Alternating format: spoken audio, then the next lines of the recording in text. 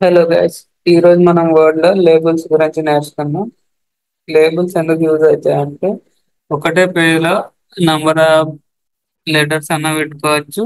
లేకుంటే మనకు bar codes ఉంటాయి కదా, అవి డిజైన్ ఒకటే సైజ్ లో రానికి కూడా యూజ్ చేసుకోవచ్చు. లేదంటే ఇప్పుడు ఒక వర్డ్ టైప్ చేసుకోండి, దీన్ని సెలెక్ట్ చేసుకోండి. సెలెక్ట్ చేసుకొని మెయిలింగ్స్ లోకి వెళ్ళి లేబుల్స్ అని ఇక్కడ ఉంటుందండి, ఈ ఆప్షన్ ఆన్ చేసుకొని తర్వాత ఇక్కడ సెలెక్ట్ అయిపోయిందండి. ఆప్షన్స్ లోకి వెళ్ళి నాకు ఒక్క పేజ్ లో ఎన్ని రావాలి, 30 పర్ పేజ్ అని పెట్టుకున్నాను. Okay, new document. ఒక్క పేజ్ లో 30 వచ్చాయండి. చూసుకోండి సేమ్ సైజ్ లో. ఇట్లా ప్రింట్ తీసి కట్ చేసుకోనికి కరెక్ట్ వస్తుందండి. ఇలా లేబుల్స్ ని వాడుకోవచ్చు అండి. నెక్స్ట్ మెయిల్ మధ్య అండి, ఒక డేటా ఉంది. ఇండివిజువల్ గా ఒక లెటర్ తయారు చేయాలండి అందరికి. ఇండివిజువల్ చేయాలంటే అవ్వదు కదా, దానికోసమే ఈమెయిల్ మర్జ్ ఆప్షన్ యూజ్ చేస్తామండి. అది ఎలాగంటే ఒక ఫార్మాట్ తీసుకున్నాను అండి నేను లెటర్ది. లెటర్ ఫార్మాట్ లో ఏముంది, name, address, phone number, name, amount, loan number, due date. మనం దీనికోసం ఏం చేయాలంటే మెయిలింగ్స్ లోకి వెళ్ళి select recipient, type a new list అని ఉందా, వాడు ఆల్రెడీ ఫీల్డ్ ఇచ్చేస్తాడండి. కానీ మనకు కస్టమైజ్ కావాలి కదా, అందుకోసం ఇవన్నీ డిలీట్ చేసుకోవాలండి.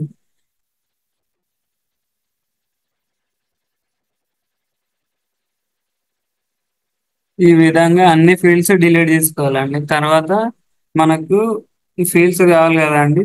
లెటర్లో ఏముంది, name, address, phone number, due date, amount, date అది ఉంది కదండి, అవి యాడ్ చేసుకోవాలండి. నేను టైప్ చేసుకుంటున్నాను. Okay, add. తర్వాత ఇంకోటి కావాలి కదండి, యాడ్ అడ్రస్. ఓకే, ప్రెస్ చేస్తే యాడ్ అయిపోతుందండి. ఈ విధంగా యాడ్ చేసుకోవాలండి. ఇలా యాడ్ అయిపోయాక ఓకే ప్రెస్ చేయాలి. మనకు కాలమ్స్ అనేవి వస్తాయి. నేమ్స్ పెట్టుకోండి.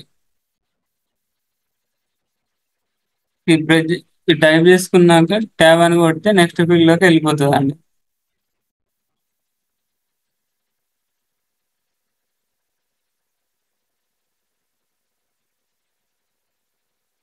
తర్వాత డేట్ అండి, 6/2024.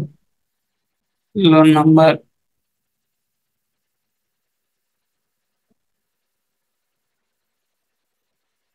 అమౌంట్.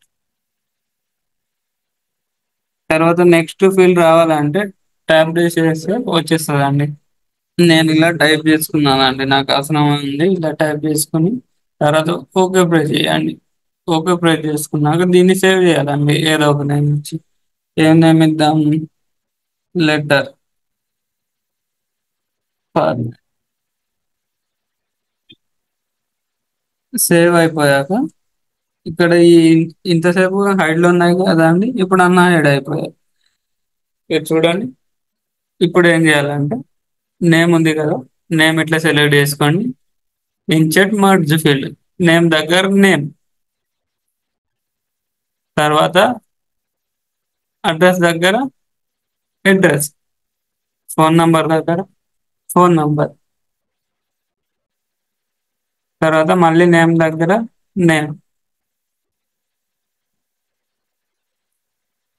ఇలా ఏమేమి ఉన్నాయో పెట్టుకోండి. కరెక్ట్ పెట్టాలండి ఫార్మాట్ లో ఉన్నట్టు. అమౌంట్ దగ్గర లోన్ నంబర్ దగ్గర అమౌంట్ పెడితే అటు ఇటు అయిపోతే డేటా అనేది. ఇలా పెట్టుకోవాలండి.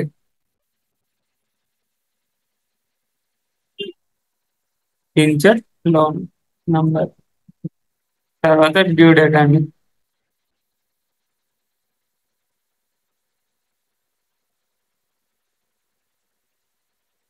డేట్.